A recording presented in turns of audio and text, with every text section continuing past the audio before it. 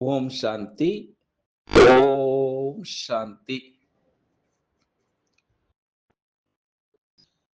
நாம் தொடர்ச்சியாக பாக்கிய விதாத்தாவிலிருந்து ஒவ்வொரு ஆதிரத்தினங்கள், ராஜ யோகினிகள், ராஜ யோகிகள், தாதாக்கள், தாதிகள், தீதிகள் இப்படியாக தான் சிவபாபாவுடன், பிரம்மா பாபாவுடன், மம்மாவுடன் ஏற்பட்ட அனுபவத்தினை ஒவ்வொரு நாளும் நாம் பார்த்து கொண்டு வருகின்றோம். அந்த வகையில இன்றைக்கு நாம் பார்க்கக்கூடியவர் தாதி புஷ்பசாந்தா அவர்கள். தாதி புஷ்பசாந்தா அவர்கள் நம்மளுடைய பாண்டவபவனில் இருக்கக்கூடிய குளோபல் ஹாஸ்பிட்டல் இருக்கு இல்லையா, அதற்கு நிறைய பண உதவி செய்து மற்ற ஆத்மாக்களும் சரி பாக்கிய விதாத்தாவை உருவாக்கியவர். பார்க்கலாம் எப்படி தன்னுடைய அனுபவத்தினை சொல்ல போகிறார். அதே போல அந்த குளோபல் ஹாஸ்பிட்டல் பற்றிய முழுமையாக இன்றைக்கு நாம் பார்க்கலாம். வாருங்கள். தாதி புஷ்பசாந்த் அவர்கள், அவருடைய செல்ல பெயர் மகாதானி. அதாவது பாபாவிடமிருந்து உங்களுக்கு பெயர் வைத்தார். என்ன பெயர்னா புஷ்பசாந்தா. அழகான ஒரு அமானுஷ்ய பெயர் அப்படி அழகாக வைத்தார். அதனால்தான் பாபா அவரை அன்புடன் குட்டு அப்படி என்று அழைப்பது உண்டு. தாதி புஷ்பசாந்த் அவர்கள் பாகிஸ்தானில் இருக்கக்கூடிய சிந்துவனுடைய அந்த மாகாணத்தில் பிரபலமான ஒரு பணக்கார குடும்பத்தை சேர்ந்தவராக இருந்தார். அதே போல புஷ்பசாந்தி அவர்கள் பல கட்டுப்பாடுகளை எதிர்கொண்டிருக்கின்றார்கள். அது மட்டுமா, முழுவதுமாக எல்லாவற்றையும் ஒரே நேரத்தில் துறந்து இந்த இயக்கத்திற்கு முழுமையாக அர்ப்பணித்தார்கள் புஷ்பசாந்த் அவர்கள். அதே போல புஷ்பசாந்த் அவர்கள் முழுமையாக தீவிரமாக இருந்து அந்த அமைதியினுடைய உருவமாக திகழ்ந்து அந்த தாரணாவில் முழுமையாக சுரூபமாக உருவாகி இந்த யக்ஞத்தினுடைய வளர்ப்பினுடைய ஒரு சிறப்பு சம்ஸ்காரங்களை கொண்டிருந்தார் புஷ்பசாந்த் அவர்கள். அதே போல தாதி புஷ்பசாந்த் அவர்கள் யக்ஞத்தினுடைய ஆரம்பத்திலிருந்தே ஒரு டிரான்ஸ் மெசஞ்சராக இருந்தார்கள். அதே போல கடைசியாக மும்பையில் இருக்கக்கூடிய கொலாபா அந்த சேவா நிலையத்திலிருந்து அங்கு அழகாக தங்கி மகாராஷ்டிரனுடைய சேவைகளுக்கு யக்ஞத்தினுடைய பங்களிப்பு அளித்தார்கள். இவர் பிப்ரவரி 7, 1983 அன்று தன்னுடைய பழைய உடலை விட்டுவிட்டு முழுமையாக சூட்சம வதனத்தை அடைந்தார். பார்க்கலாம். இவரை பற்றி பிரம்மகுமார் ரமேஷ் ஷா அவர்கள் சொல்கின்றார். தாதி புஷ்பசாந்தாவுடைய தன்னுடைய அனுபவத்தினை பிரம்மகுமார் ரமேஷ் அவர்கள் இன்றைய பாக்கிய விதாதாவில் அவர் சொல்ல போகின்றார். அதாவது இந்த பிரம்மகுமார் ஈஸ்வரி சேவைக்காக, அதாவது தெய்வீக சேவைக்காக எங்களுடைய அன்பான பிரம்மா பாபா முதலில் தாதி புஷ்பசாந்தாவை அகமதாபாத்திற்கு அனுப்பினார் சேவைக்காக. அப்போ அந்த அகமதாபாத்தில் இருந்து தாதி புஷ்பசாந்தாவும் தாதி பிரிஜேந்திராவும், அதாவது மும்பையினுடைய எல்லாருடைய தொழிலதிபர்கள், அவர்கள் அழைப்பினுடைய பேரில் மும்பைக்கு திரும்ப சென்றார்கள். அப்போ மும்பையில தாதி புஷ்பசாந்த் அவர்கள், அதாவது தொழிலதிபருடைய விருந்தினர் மாலையில் தங்கியிருந்து ஈஸ்வரிய சேவையை தொடங்கினார். அப்போ நாங்கள் அவரை பார்த்தோம். அங்குதான் நாங்கள் அவரை முதலில் சந்தித்தோம். யார? தாதி புஷ்பசாந்தாவா அப்படின்று தாதி. அப்போ தாதி புஷ்பசாந்தா அவர்கள் மிகவும் பணக்கார, அது மட்டுமா மதிப்புமிக்க அந்த குடும்பத்தை சேர்ந்தவராக இருந்து 5 குழந்தைகளுடைய தாயார் இருந்தார். யாரு? தாதி புஷ்பசாந்த் அவர்கள். அவருடைய குடும்பம் சரி ஜப்பானில், அதாவது யோகோஹாமாவில் வசித்து வந்தார். அங்கு தாதி புஷ்பசாந்தி அவருடைய கணவருடைய செழிப்பு, அந்த ஹெல்த்ன்னு சொல்லுவாங்க. வெல்த், ஹாப்பினஸ் எல்லாம் செழிப்பு முழுமையாக அதிகமாக இருந்தது. அதனால் ஒவ்வொரு குழந்தையும் வளர்க்க ஒரு சேவாதாரி தேவைப்பட்டது. சில காரணங்களால் தாதி புஷ்பசாந்த் அவர்கள் இந்தியாவுக்கு திரும்பிய பொழுது, அவர் இந்த தெய்வீக ஞானத்தை தொடர்பு கொண்டு தன்னுடைய வாழ்க்கையை இந்த தெய்வீக ஈஸ்வரிய சேவையில அர்ப்பணித்தார். அப்போ பிரம்மா பாபா இவர் மேல 100% நம்பிக்கை வைத்து 1957ஆம் ஆண்டு பிரம்மா பாபா என்னுடைய அழைப்பை ஏற்றுக்கொண்ட பொழுது, பிரம்மா பாபா மும்பைக்கு வருகை தந்தார். அப்போ நாங்களும் எங்களுடைய குடும்பத்தினரும், அதாவது தாதி புஷ்பசாந்தாவுடன் நெருங்கிய தொடர்பு கொண்டோம். அப்படி என்று ரமேஷா சொல்கின்றார் தன்னுடைய அனுபவத்தினை. பிறகு பிரம்மா பாபா மம்மாவுக்கு பொருத்தமான ஒரு தங்கக்கூடிய இடத்தை கண்டுபிடிப்பதில் அவர் ரமேஷாவுக்கு முழுமையாக உதவி கொண்டிருந்தார். அப்போ தாதி புஷ்பசாந்தியினுடைய பாபாவுடைய சிறந்த வார்த்தைகளில் 100% நம்பிக்கை கொண்டிருந்தார். இந்த முரளியில வரக்கூடிய வார்த்தைகள. அப்போ அந்த சமயத்துல பாபா மம்மாவுக்கு ஒரு வீட்டை வாடகைக்கு எடுக்க வேண்டியிருந்த சமயத்துல, நான் அதை 4 1/2 மாதங்களுக்கு வாடகைக்கு எடுக்க பரிந்துரைத்தேன்.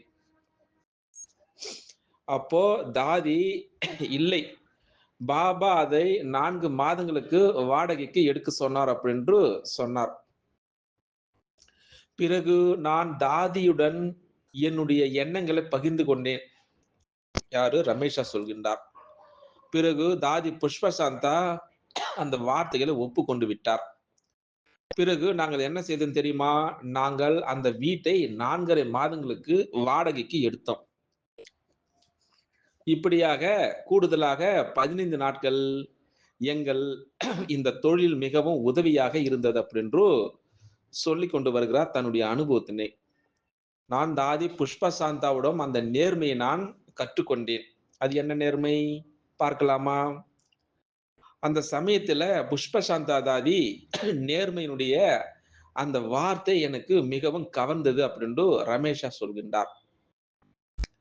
எனது அழைப்பினுடைய பெயரில் என்னுடைய பெற்றோர் மும்பைக்கு வந்திருந்ததால், அப்போ மவுண்ட் அபிலிருந்து அவர்களுடைய அந்த பயண செலவுகள், அங்கு அவர்கள் தங்குவது, அது மட்டுமா அபுவுக்கு திரும்பக்கூடிய அந்த பயணம், எல்லாவற்றையும் எப்படி சமாளிப்பது அப்படி என்ற பொறுப்பு நான் தாதி புஷ்பசாந்தாவிடம் சொன்னேன். இந்த செலவுகளை பற்றி அவ்வப்பொழுது எனக்கு தெரியப்படுத்துங்கள்.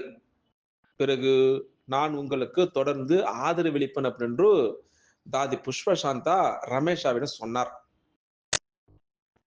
பிறகு தாதி புஷ்பசாந்தா அவர்கள் அந்த உண்மையை சொன்னார். அதாவது நேர்மையை சொன்னார்.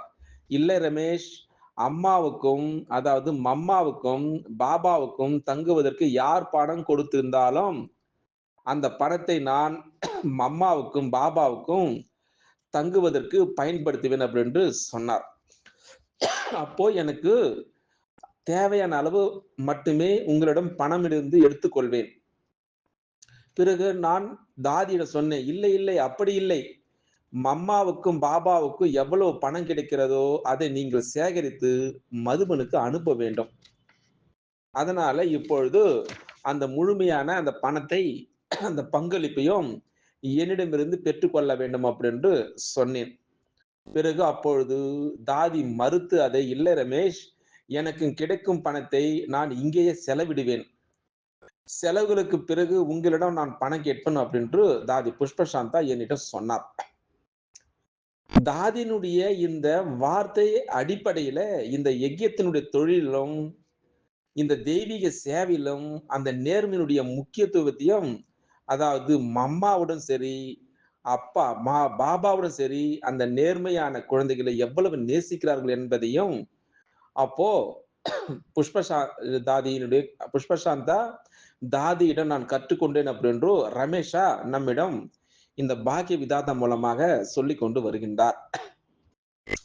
அப்பொழுதிலிருந்து நான் என்னுடைய உலகியல் அந்த தெய்வீக விவகாரங்கள் இரண்டிலும் முழுமையாக நேர்மையுடன் தாதி புஷ்பசாந்தாவை நான் பின்பற்றி வருகிறேன் அப்படின்னு சொல்கின்றார்.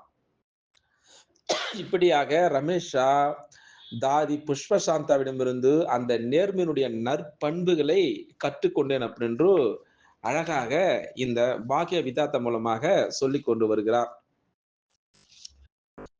பிறகு நான் அவருடைய அந்த உலக உறவினர்கள், அதாவது அஞ்ஞானாத்மன் சொல்லுவாங்கல்ல, அவருக்கு கொலாபாவில், அதாவது மும்பையில் இருக்கக்கூடிய அந்த கொலாபாவில் ஒரு பிளாட் வழங்கினார்.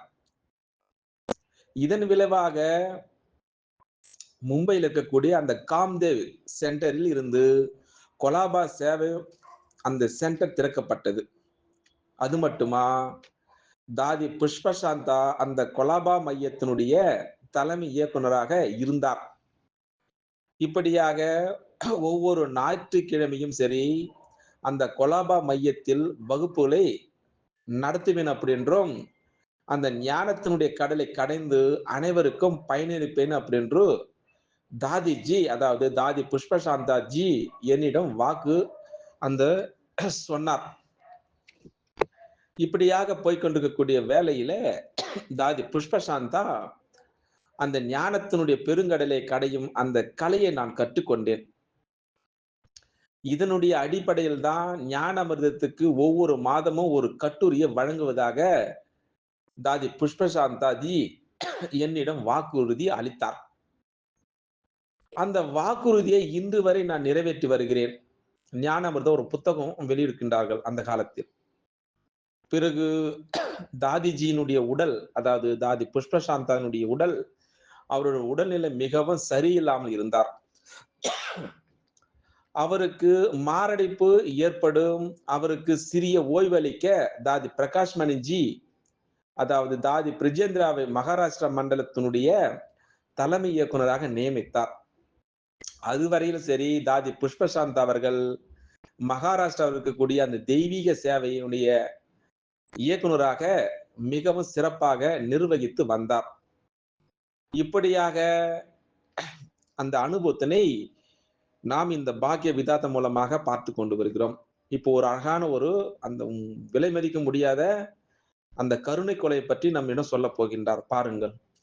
அப்போ தாதியிடமிருந்து நான் பல விஷயங்களை கற்றுக்கொண்டிருக்கின்றேன் அப்படின்னு ரமேஷா நம்மிடம் சொல்லிக் கொண்டு வருகிறார். பிறகு நான் மிகவும் ரசிக்கக்கூடிய ஒரு விஷயம் அவருடைய சுய கட்டுப்பாடு. அது என்னவென்றால், மகாபாரதத்துல பீஷ்ம பிதாமகர், அதாவது அவருடைய விருப்பப்படி மரணம் என்ற வரத்தை பெற்றதாக நாம் வேதங்களில் படித்திருக்கின்றோம். ஆனால் விருப்பப்படி மரணம் என்றால் என்ன? ஒருவர் எப்படி தானாக முன்வந்து தங்களை உடலை விட்டு வெளியேற முடியும் என்பதற்கான எந்த ஆதாரமும் என்னிடம் இல்லை. இப்படியாக போய்கொண்டிருக்கக்கூடிய வேளையில ஒரு நாள் இரவு தாதி புஷ்பசாந்தியினுடைய இறுதி தருணங்கள், கடைசி நாளில அவருக்கு மீண்டும் அந்த இதய வலி ஏற்பட்டது. அப்போ எங்களுடைய மூத்த சகோதரி அவரை மருத்துவமனையில் அனுமதித்தார். அனிலா சகோதரின்னு சொல்லுவாங்க, ரமேஷானுடைய டாக்டர் அனிலா சகோதரி. அப்போ தாதிஜி, அதாவது புஷ்பசாந்தாஜி மறுத்து நான் என் உடலை இங்கே மையத்தில் விட்டு செல்ல வேண்டும் அப்படின்னு சொன்னார் எங்களிடம். இருந்தாலும் அனைத்து மருத்துவர்களுடைய வற்புறுத்தலுடைய பெயரில் தாதி அவர்கள் அன்றிரவு மும்பையில மருத்துவமனையில் அனுமதிக்கப்பட்டார். அப்போ மறுநாள் காலையில தாதிஜி அவர்கள் குளித்துவிட்டு முரளுடைய அந்த வார்த்தைகளை கேட்டு தன்னுடைய தோழி மோகினியுடைய நேரம் என்ன அப்படின்னு கேட்டார். சரியாக அப்பொழுது அவர் சொன்னார், அதாவது 7:45 அப்படின்னு சொன்னார். அப்போ தாதி புஷ்பசாந்தா மருத்துவமனையில் அவர்கள் அனைத்து மருத்துவர்களுக்கும் தாதி புஷ்பசாந்தா அவர்கள் தன்னுடைய உடலை 8:30 மணிக்கு விட்டு செல்வார் அப்படின்று தெரிவிக்க மோகினி அனுப்பினார். பாருங்கள், கருணை கொலை பாருங்கள். இப்படியாக இன்னும் 10 நிமிடங்கள் இருக்கிறது. மற்ற அனைவருக்கும் சேவை செய்யுங்கள். 10 நிமிடங்கள் கழித்து என்னிடம் வாருங்கள் அப்படின்னு சொன்னார். கடைசியாக காலை 8:25 மணிக்கு, அதாவது பாருங்கள் எப்படி நிலை இருக்கிறது. சரியாக காலை 8:25 மணிக்கு, அதாவது இரவு 10 மணி அளவில் மோகினி அவர்கள் அந்த மருத்துவமனையுடைய அனைத்து தலைமை மருத்துவர்களுக்கும் அங்கு கூடியிருந்தார்கள்.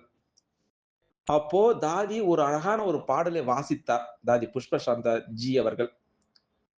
அப்போ அழகான ஒரு தூதர் பாடலுடைய இசையினுடைய அடிப்படையில தன்னுடைய தாய் நாட்டிற்கு செல்வது போல, அதே போல அந்த கருணை மரணத்தினுடைய அந்த சக்தியினுடைய அடிப்படையில தாதி அந்த பாடலுடைய இசையினுடைய அடிப்படையில தன்னுடைய உடலை மெதுவாக விட்டு வெளியேறி சென்று விட்டார்.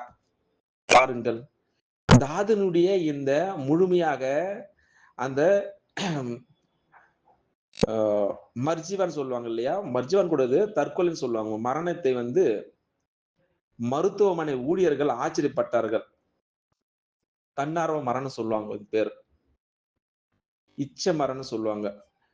சக்தியினுடைய அடிப்படையில ஒரு ராஜயோகி ஆன்மா உடலை விட்டு வெளியேறுவதை அனுபவித்தார், நான் பார்த்தேன் அப்படின்று ரமேஷ் அவர்கள் தன்னுடைய அனுபவத்தினை இந்த பாக்கிய விதாதம் மூலமாக புஷ்பசாந்தாத்தினுடைய அனுபவத்தினை நம்மிடம் சொல்லிக் கொண்டு வருகிறார். அது மட்டுமா, இந்த சூலமான பணத்தால் உணர்வுகளை உருவாக்கி இருந்தார் தாதி புஷ்பசாந்தா அவர்கள். எப்படி? தாதி புஷ்பசாந்தா தன்னுடைய உலக உறவினர்களிடமிருந்து தன்னுடைய வாழ்வாரத்திற்காக பணத்தையும் சரி ஆடைகளையும் துணிகளையும் பெற்றார். அப்போ பிரம்மா பாபாவுடைய அவருடைய மகள் தாதி நிர்மலா சாந்தாவும் தன்னுடைய உலக சகோதரர், அதாவது பிரம்மா பாபாவுடைய லௌகிக மகன் நாராயணன் தாதாவிடமிருந்து முழு நிதி உதவியை பெற்றார்.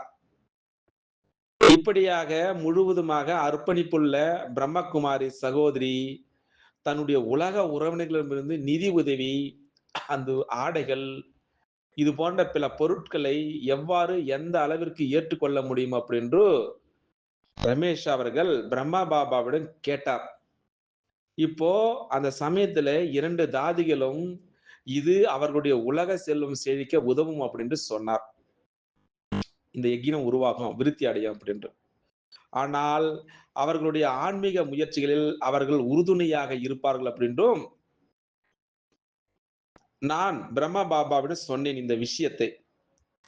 பிறகு பிரம்மா பாபா என்னிடம், உங்கள் கருத்துப்படி தங்கள் அந்த வெளியில் இருக்கக்கூடிய அந்த உலக செல்வத்தை யார் பயன்படுத்தலாம், யாரால் முடியாது அப்படின்று சொல்லுங்கள் அப்படின்று ரமேஷாவிடம் பிரம்மா பாபா கேட்டார். பிறகு நான் பதிலளித்தேன் பிரம்மா பாபாவுக்கு. அதாவது தாதி நிர்மலா சாந்தாவுடைய சகோதரர் நாராயணன், அதாவது பாபாவுடைய குழந்தை. எனவே தாதி நிர்மல் சாந்தா தன்னுடைய உலக சகோதரிடமிருந்து பெருக்கூடிய அந்த பணத்தை பயன்படுத்தலாம். ஆனால் தாதி புஷ்பசாந்தாவுடைய உறவினர்கள் தெய்வீக குடும்பத்தை சேர்ந்தவர்கள் கிடையாது, அவர்கள் பிரம்மகுமார்கள் கிடையாது. அதனால் தாதி புஷ்பசாந்தா அவர்களிடமிருந்து அவர் கொடுக்கக்கூடிய நிதி உதவியை ஏற்க முடியாது. பிறகு என்ன செய்தார் தெரியுமா? பிரம்மா பாபா எனக்கு ஒரு மிக ஆழமான ரகசியத்தை சொன்னார். அது என்ன ரகசியம்? அதாவது உங்களுடைய பதில் ஆத்மா கூடிய அந்த பார்வையில் இருந்து சரியானதுதான். ஆனால் தந்தை சிவபாபா எல்லாம் அறிந்தவர். அதனால தந்தையினுடைய அந்த ஸ்ரீமத்தினுடைய அடிப்படையில 2 மகள்களும் தங்களுடைய உலக செல்வத்தை, ஆடைகளையும் தங்களுக்காக பயன்படுத்துகிறார்கள். அதனால எதிர்காலத்துல தாதி இந்த வகையான செல்வத்தை பயன்படுத்துவதனுடைய அடிப்படையில அவருடைய உலக குடும்பம் சரி, இந்த ஈஸ்வரிய சிவபாபாவுக்கு, அதாவது கடவுளுக்கு சேவை செய்ய ஒரு வலுவான விருப்பத்தை வளர்த்து கொள்ளக்கூடிய ஒரு செயலாக இருக்கும். அதனால அவர் யக்கியத்தில், அதாவது சேவை, அவருடைய குடும்பத்தினரிடமிருந்து மிகவும் தாராளமாக ஆதரவை பெறுவதால் அப்போ பாபா புஷ்பசாந்தா அவருக்கு சிறப்பு அனுமதி அளித்தார். அப்போ புஷ்பசாந்தா அவர்கள் அந்த உலக செல்வத்தை ஒத்துழைப்பது அவருடைய குடும்பத்தினுடைய அந்த ஆன்மீக நம்பிக்கை அதிகரிக்கும். அதனால திரிகாலதரிசியாக இருக்கக்கூடிய சிவபாபா புஷ்ப சாந்தாவுடைய அந்த ஆன்மீக நம்பிக்கை தாரணாவை அதிகரிக்க அந்த பணத்தை அனுமதி இந்த யஜ்யத்தில் பயன்படுத்தலாம் அப்படின்று அனுமதி தந்தார். எவ்வளவு அழகா இருக்குது பாருங்கள். பிறகு தந்தை மட்டுமே இதை விடுப்பு கொடுக்க முடியும், நீங்கள் அல்ல அப்படி என்று சொன்னார். குழந்தைகள் எதுவும் சொல்லக்கூடாது பதில். ஏனென்றால் குழந்தைகளாகிய நீங்கள் திரிகால தரிசிகள் கிடையாது, 3 காலத்தை உணர்ந்தவர்கள் கிடையாது, சிவபாபாவுக்கு தெரியும். அதனால சிவபாபாவிடமிருந்து பிரம்மா பாபா மூலம் வழங்கப்பட்ட இந்த அறிவுறுத்தல் பிறகு மிகவும் முக்கியமான பங்கு வகித்தது. பிறகு அவருடைய மருமகளுடைய மாமியார்களான வட்டுமல் அவர்கள் தான், அந்த ஃபேமிலி தான் அபுவில் உள்ள அந்த குளோபல் மருத்துவமனைக்கு ஆதரவு அளித்தார்கள். வட்டுமல் நம்ம குளோபல் ஹாஸ்பிட்டல் ரொம்ப ஃபேமஸ், அதை பற்றி பிறகு பார்க்கலாம். இன்று இந்த மருத்துவமனை ஒரு ஆலமரத்தை போல எண்ணற்ற ஆத்மாக்களுக்கு சேவை செய்கிறது. அது மட்டுமா, அதனுடைய வணிகம் தொடர்ந்து வளர்ந்து வருகிறது. இப்படியாக அந்த செல்வம் ஒரு குடும்பத்தினுடைய நம்பிக்கைகளை எவ்வாறு மேம்படுத்த முடியும் என்பதை தாதி புஷ்ப சாந்தாவிடமிருந்து நான் கற்றுக்கொண்டேன் அப்படின்னு ரமேஷ் அவர்கள் அந்த அழகான அந்த பணத்தை எப்படி செலவழிக்க முடியும் அப்படின்று அழகா நம்மிடம் அந்த சொல்லியிருந்தார். அதனால இந்த குளோபல் ஹாஸ்பிட்டல் பத்தி நம்ம பார்க்கலாம், எவ்வளவு அந்த உருவாக்கிறார்கள் பாருங்கள். அதாவது ஜிஹெச்ஆர்ஸ் சொல்லுவாங்க, குளோபல் குளோபல் ஹாஸ்பிட்டல் சொல்லுவாங்க, ரிசர்ச் சென்டர். அதாவது 1991ஆம் ஆண்டு ஜே வடுமல் குளோபல் அந்த ஹாஸ்பிட்டல் ரிசர்ச் சென்டர் ராஜஸ்தானில் இருக்கக்கூடிய அந்த கிராமப்புற மக்களுக்கு அந்த சுகாதார சேவையை வழங்குவதற்காக நிறுவப்பட்டது. இந்த மருத்துவமனை பிரம்மகுமாரிகளுடைய உறுப்பினர்களால் அங்க நிறுவப்பட்டு இன்றளவும் சரி ஆதரிக்கப்பட்டு ஒரு அறக்கட்டளையால் நிர்வகிக்கப்பட்டு வருகின்றது. ஜே வடுமல் குளோபல் அந்த ஹாஸ்பிட்டல் ரிசர்ச் சென்டர், அதாவது நவீன மருத்துவம் சரி அந்த பாரம்பரிய அந்த மருத்துவ முறைகளை ஒரே கீழ் அதாவது வழங்குவதில் தனித்து நிற்கிறது இலவசமாக. அதே போல கூடுதல் பொறுப்புடன் சரி நோயாளிகள் அங்கு வரக்கூடிய அந்த ஆன்மீக நல்வாழ்வில் சிறப்பு கவனம் செலுத்துகிறது. இந்த அளவும் சரி சிரோகி மாவட்டத்தில் உள்ள ஒரே ஒரு மருத்துவமனை இந்த குளோபல் ஹாஸ்பிட்டல் ரிசர்ச் சென்டர்.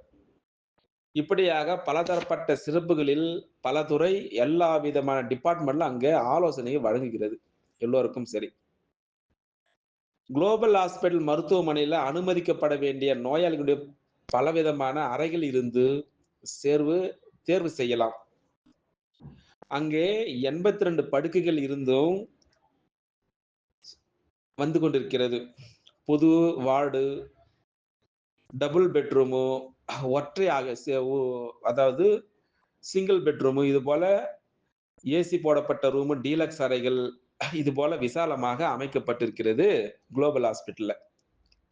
அந்த குளோபல் ஹாஸ்பிட்டல் ரிசர்ச் சென்டர்ல அறக்கட்டளை மவுண்ட் அபுருக்கு வெளியே 7 சுகாதார பிரிவுகள், 2 கல்வி நிறுவனங்களை இந்த கட்டளை நிர்வகிக்கு வந்து கொண்டிருக்கிறது. இவற்றில் 4 அபு சாலையில் அங்கு அபு ரோட்ல அமைந்திருக்கிறது. அதாவது ஜிவி மோடி கிராமப்புற சுகாதார மையம், குடும்ப சுகாதார மையம், அதாவது குளோபல் ஹாஸ்பிட்டல் இன்ஸ்டிடியூட் ஆஃப் கண் மருத்துவம், பிசி ஃபார்மர் ஃபவுண்டேஷன், குளோபல் ஹாஸ்பிட்டல், இது போல கண் கேர் சென்டர் என அழைக்கப்படக்கூடிய ஒரு பிரத்யேக கண் மருத்துவமனை, அதனுடைய புதிய பிரிவு ராதா மோகன் மெக்ரோத்ரா, அதாவது குளோபல் ஜெமேரியா மருத்துவமனை அதாவது சிறப்பு மருத்துவமனையாக அங்கே இருக்கின்றார்கள்.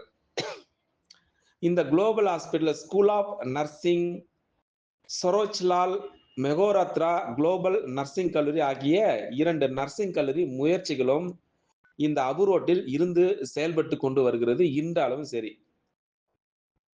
இந்த அறக்கட்டளை பிரிகேடியர் கிளினிக் மற்றும் ஜோதி பிந்து டயக்னஸ்டிக் சென்டர், வதோரா பொது சுகாதார மையம், அதாவது மும்பையினுடைய பிஎஸ்இஎஸ், அதாவது முனிசிபல் பொது மருத்துவமனை, இப்படியாக 100 படுக்கைகள் கொண்ட மல்டி ஸ்பெஷாலிட்டி மருத்துவமனை, அதே போல ராஜஸ்தானுடைய ஜலோரில் உள்ள ஸ்ரீ ஆதிநாத் பதே குளோபல் கண் மருத்துவமனை ஆகியவற்றை நிர்வகித்து வந்து கொண்டு வருகிறது. இந்த சேவையினுடைய சிறப்பு அம்சங்களை சில பற்றி பார்க்கலாம். கிட்டத்தட்ட வருடத்திற்கு 1 லட்சத்திற்கு அதிகமான வெளிப்புற நோயாளிகளை பார்த்து கொண்டு வருகிறது. கிட்டத்தட்ட வருடத்திற்கு 7,500 உள் நோயாளிகளை சிகிச்சை அளிக்கப்பட்டு வருகிறது. அவர்களுக்கு 55% இலவசமாக சிகிச்சை அளிக்கப்பட்டு, கிட்டத்தட்ட 3 மாவட்டங்களில் 80க்கும் மேற்பட்ட கேட்ராக் கண்புரை பரிசோதனை முகாம்கள் நடத்தப்பட்டு, ஒவ்வொரு ஆண்டு சரி 3,800 கண்புரை கேட்ராக் அறுவை சிகிச்சைகள் செய்யப்பட்டு வருகின்றது. 60க்கும் மேற்பட்ட கிராமங்களுக்கு வீட்டு வாசலில் கிட்டத்தட்ட 80,000 சுகாதார ஆலோசனைகளை அவுட்ரீச், அது மட்டுமா மொபைல் கிளினிக் திட்டங்கள் மூலமாக மேற்கொள்ளப்பட்டு வருகிறது. வருடத்திற்கு 300க்கும் மேற்பட்ட அறுவை சிகிச்சைகளை செய்து, அதே போல சாப்பாடு இலவசமாக கொடுத்து, நாங்கள் கிட்டத்தட்ட 20 பள்ளிகளை தத்தெடுத்திருக்கின்றோம் அப்படின்று குளோபல் ஹாஸ்பிட்டலினுடைய அறக்கட்டளை சொல்லிக் கொண்டு வருகிறார். இதன் மூலமாக கிட்டத்தட்ட 2,500 மாணவர்கள் தினசரி அந்த ஊட்டச்சத்து கூடுதல் பெற்றுக்கொண்டு வருகின்றார்கள். அது மட்டுமா, அந்த ரோட்டரி கிளப், சர்வதேச குளோபல் மருத்துவமனை, ரத்த வங்கி, அந்த ரோட்டரி இன்டர்நேஷனல் குளோபல் ஹாஸ்பிட்டல், ரத்த வங்கி தல்லஹாட்டி அபுரோட்டில் அமைந்திருக்கின்றது. இது ராஜஸ்தானுடைய அரசு சாரா துறையில் உள்ள ஒரு பிராந்திய ரத்த மாற்ற மையமாகும். இந்த சமூக சேவை திட்டம் சுமார் 1,50,000 மக்கள் தொகை கொண்ட அபுரோடு, பிண்ட்வாரா, அது மட்டும் ரியோடரில் உள்ள 56 கிராமங்களுக்கு ஒரு நடமாட சுகாதார ஆலோசனை சேவை மையம் இருக்கிறது.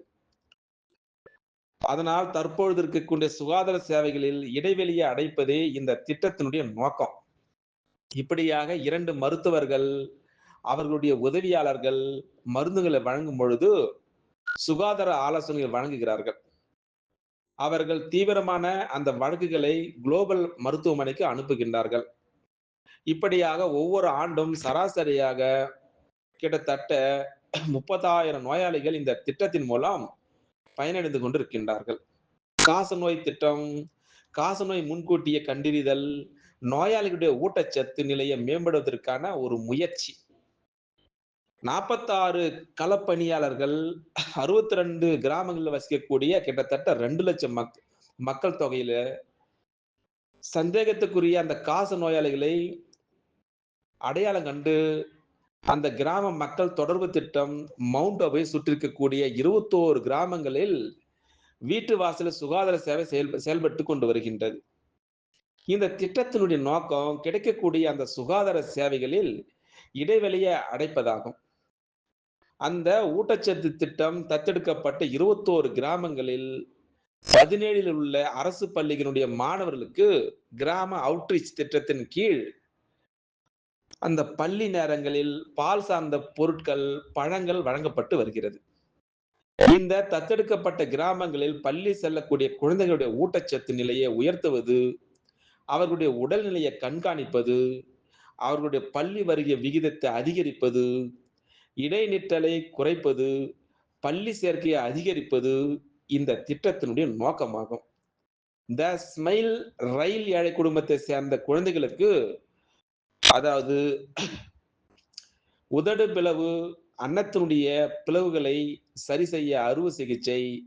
இந்த திட்டத்தினுடைய நோக்கம் அந்த அன்னம் குறைவாக இருக்கக்கூடிய அந்த, அதாவது சாப்பாடு, அந்த எடை குறைந்தா பிறக்குறதுல, அதனால குறைந்த எடையுடன் பிறக்கக்கூடிய குழந்தைகளுடைய அந்த வாழ்க்கை தரத்தை மேம்படுத்துவதாகும். அவர்கள் சரியான அறுவை சிகிச்சை செய்ய முடியாத குடும்பங்கள் இருந்து வருகிறார்கள் குழந்தைகள். அந்த சிறார் நோயாளிகளுடைய திட்டம் இந்த திட்டத்தினுடைய நோக்கமாகும். குழந்தைகள் கடுமையான நாள்பட்ட நோய்களுக்கு சரியான நேரத்தில் மருத்துவ சிகிச்சை பெறுவதை இது உறுதி செய்வதா ஆகும் என்று புரிந்து கொள்ளலாம். இப்படியாக ஏழை குடும்பங்களை சேர்ந்த 16 வயது வரையிலான குழந்தைகளுக்கு இலவச சுகாதார ஆலோசனை, இந்த இலவச சிகிச்சை, அந்த அம் ஏழைகளுக்கு இலவச அந்த கேட்ராக்ட் அறுவை சிகிச்சை, கண்புரை நோயாளிகளை அடையாளம் காண கண் பரிசோதனை நிகழ்ச்சிகள் ஏற்பாடு செய்யப்பட்டு வருகிறது. இன்றளவும் சரி. இப்படியாக சொல்லிக்கொண்டே போகலாம் இந்த குளோபல் ஹாஸ்பிடலுடைய சேவை நிலையத்தை பற்றி. இப்படியாக ஒவ்வொரு ஆண்டும் விதவிதமான இடங்களில் சுமார் 100 அந்த கேட்ராக்ட் பரிசோதனை முகாம்கள் ஏற்பாடு செய்யப்பட்டு, கிட்டத்தட்ட 3000க்கும் மேற்பட்ட கண்புரை அறுவை சிகிச்சை இலவசமாக செய்யப்பட்டு வருகிறது. அங்கு குழந்தைகள் கண் மருத்துவம், ஏழை குடும்பங்களைச் சேர்ந்த குழந்தைகளுக்கு பார்வையை மீட்டெடுக்கக்கூடிய அந்த அறுவை சிகிச்சை, பள்ளி மாணவர்களுக்கு கண் பரிசோதனை, கண் நோயாளிகளுக்கான ஆரம்ப நிலை, அந்த முழுமையான அந்த நீரிழிவு நோய் வருகிறது பராமரிப்பு, இது போல GHRC இது போல இங்கே கொண்டு வருகின்றார்கள். அது மட்டுமா, ஹோலிஸ்டிக் டயபெட்டிஸ் கேர் புரோகிராம் என்பது வெறும் அறிகுறிகளுக்கு சிகிச்சை அளிக்காமல், அந்த நோய்களுக்கான அடிப்படை காரணங்களை புரிந்து கொண்டு சிகிச்சை அளிக்கக்கூடிய முயற்சி ஆகும். குளோபல் ஹாஸ்பிடல் பின்பற்றக்கூடிய முழுமையான அணுகுமுறை அப்படி என்றால், நம்முடைய உடல் அறிகுறிகளுக்கு சிகிச்சை அளிக்கும் பொழுது, நோயாளியுடைய அடிப்படை உணர்வுகள், அவருடைய உணர்ச்சிகளை நிவர்த்தி செய்கிறது. அது மட்டுமா, அந்த மூட்டு மாற்று வசதி கூட சரி, RAன்னு சொல்லுவாங்க. சிக்கனமான மற்றும் மலிவு விலையில் உயர்தர உலகத்தரம் வாய்ந்த மருத்துவ சேவையின் காரணமாக இந்த குளோபல் ஹாஸ்பிடல்ல இந்தியாவிடம் மட்டும் கிடையாது, வெளிநாட்டிலிருந்து மூட்டு மாற்று நோயாளிகளை ஈர்த்திருக்கிறது கவனம். அது மட்டுமா, மனம், உடல், ஆன்மாவிற்கு சிகிச்சை அளிக்கக்கூடிய நோக்கத்துடன் மருத்துவமனை கட்டிடமே DNA, RNAவை குறிக்கக்கூடிய 3 கோள வடிவில் இருக்கிறது. இது ஒரு குரோமோசோமை உருவாக்குகிறது. குரோமோசோம் எப்படின்னா, அப்படியே முறுக்கிட்டு இருக்கும் அப்படியே. இது அமைதி, தூய்மை மற்றும் நேர்மறை ஆரோக்கியம் என்று சொல்கின்றார்கள். இப்படியாக இந்த குளோபல் ஹாஸ்பிடல் உருவாவதற்காக நம்முடைய ஆன்மீக தாதி அவர்கள், புஷ்பா சாந்தா அவர்கள் எப்படியாக அந்த பணத்தை சேர்த்து அந்த காலத்தில் பிரம்மா பாபா, சிவபாபாவோட அனுமதியுடன் அந்த குளோபல் ஹாஸ்பிடலை நிர்வகித்து இன்றளவும் சரி வெற்றிகரமாக இலவச சிகிச்சை அளிக்கப்பட்டு வருகிறது. இதை கேட்கும் பொழுது எவ்வளவு நாம் ஆனந்தப்படலாம், எவ்வளவு நன்மை செய்திருக்கின்றார்கள் பாருங்கள் தாதி அவர்கள். பார்ப்போம் நாளைக்கு இன்னொரு விசேஷமான ஆத்மா பற்றி பார்க்கலாம் இந்த பாக்கிய விதாத்தம் மூலமாக. ஓம் சாந்தி.